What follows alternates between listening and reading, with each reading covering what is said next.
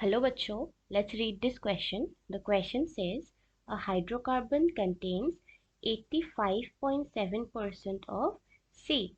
If 42 mg of the compound contains 3.01 into 10 to the power 20 molecules, what is the molecular formula of the compound? हमें find करनी है इस compound का molecular formula. इस question का की कॉन्सेप्ट है mole concept and number of molecules. Mole concept and number of molecules.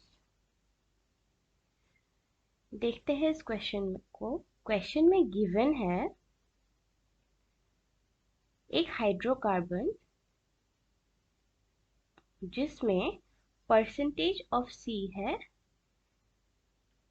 85%। Percentage of सी दिया गया है 85.7%। अब हाइड्रोकार्बन में कौन कौन से एलिमेंट्स होते हैं? एक हाइड्रोकार्बन में कार्बन और हाइड्रोजन ये दोनों एलिमेंट्स होते हैं।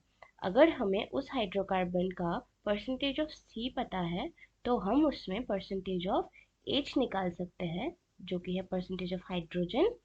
100 में से अगर हम परसेंटेज ऑफ सी को माइनस कर देंगे तब हमें मिलेगा percentage of hydrogen.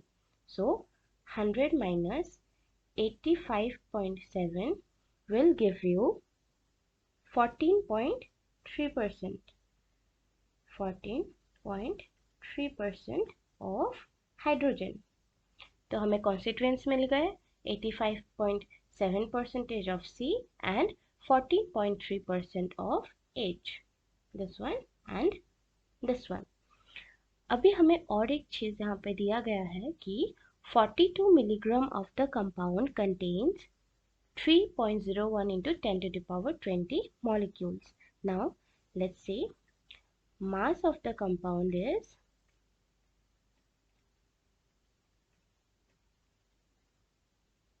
mass of the compound is 42 mg। इसको अगर हम ग्राम में एक्सप्रेस करेंगे तो ये होगा 42 into 10 to the power -3 gram. अब 6.022 into 10 to the power 23 molecules होते हैं एक किसी भी कंपाउंड की एक मोल पे, जो कि है हमारा Avogadro's number. 1 mole of any compound will have 6.022 into 10 to the power 23 molecules. इतने मॉलिक्यूल्स होंगे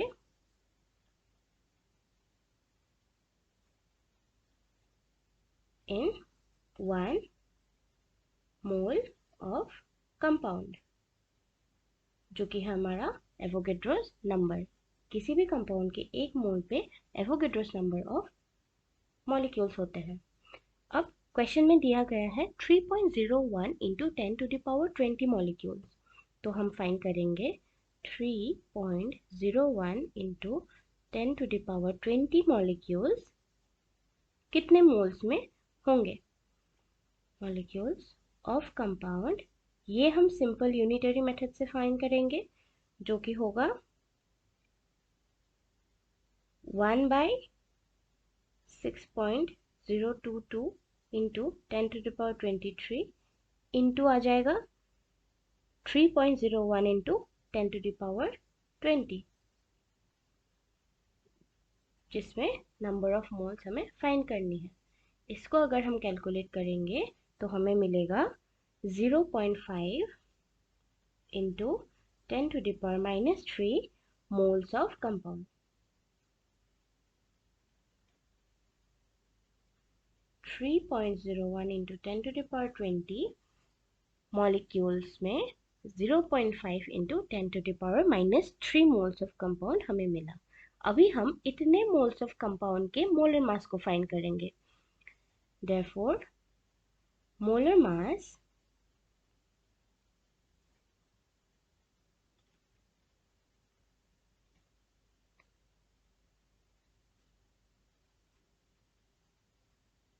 mass of the compound हम इतने मोल्स के लिए फाइंड करेंगे। तो मोलर मास होगा क्या? Mass by number of moles. Mass divided by number of moles हमें दे देगा हमारा रिक्वायर्ड मोलर मास। अब इसका वैल्यूज हम पुट करेंगे इसमें। मास हमें दिया गया था 42 mg, दैट इज 42 इंटू 10⁻³ ग्राम, और नंबर ऑफ मोल्स हमें पता लग गया है 0.5 इंटू 10⁻³ मोल्स। इसको अगर हम कैलकुलेट करेंगे तो हमारा आंसर निकल के आएगा 84 ग्राम पर मोल। ये होगा हमारे कंपाउंड का मोलर मास। अब क्वेश्चन में हमें दिया गया है कि मास ऑफ कार्बन जो है एक मोल में उस हाइड्रोकार्बन का 85.7% ऑफ कार्बन है और हाइड्रोजन उसमें 14.3% है। तो अगर हम लिखेंगे कि mass of carbon in 1 mole of the compound, ये हो गया 85.7%। उसको हम ऐसे लिखेंगे कि 85.7% ऑफ 84 ग्राम पर मोल। इस मोलर मास में मास ऑफ कार्बन कितना परसेंट है उसको हम एक्सप्रेस करके लिखेंगे, लाइक 85.7% को हम लिखेंगे 85.7 बाय 100, परसेंटेज को हम ऐसे भी लिख सकते हैं, into the molar mass which is 84 ग्राम पर मोल। इतने मोलर मास में कार्बन का परसेंटेज हम निकालेंगे जो कि निकल के आएगा 71.98, which will be almost equal to 72 ग्राम पर मोल ऑफ कार्बन। ये हमारा मिल गया हमें कार्बन का टोटल अमाउंट, उस परसेंटेज कार्बन का टोटल अमाउंट हमें मिल गया है। अभी हम निकालेंगे सेम हाइड्रोजन के लिए, जो कि हम निकालेंगे mass of hydrogen in 1 mole. Percentage था हाइड्रोजन का 14.3, तो हम करेंगे 14.3 डिवाइडेड बाय 100 इंटू हम करेंगे मोलर मास से जो कि है 84, और अगर हम इसे कैलकुलेट करेंगे आंसर आएगा इसका 12.012 ग्राम, 12.012 ग्राम पर मोल ऑफ हाइड्रोजन।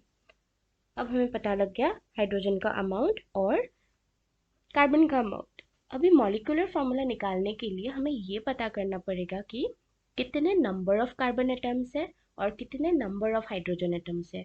हमें पता लग गया कार्बन और हाइड्रोजन का मास, उससे हम कितने नंबर ऑफ कार्बन और हाइड्रोजन एटम्स पता करेंगे by dividing it with the atomic mass.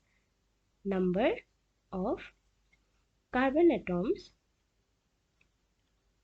In the compound पता करने के लिए हमें कार्बन के मास को उसके एटॉमिक मास से डिवाइड करना पड़ेगा।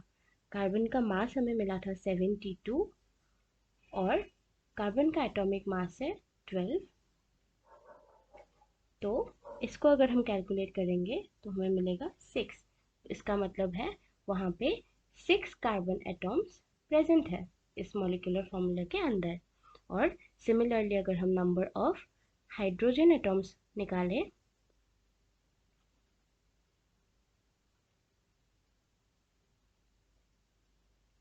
सेम प्रोसेस से हम करेंगे 12.012 डिवाइडेड बाय हाइड्रोजन का एटॉमिक मास है 1 ग्राम, तो उससे हमें मिलेगा 12.012, जिसको हम ऑलमोस्ट अप्रोक्सीमेटली 12 लिख सकते हैं, 12 hydrogen atoms.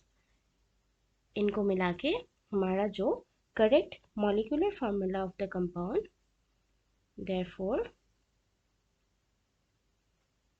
The correct molecular formula of the compound is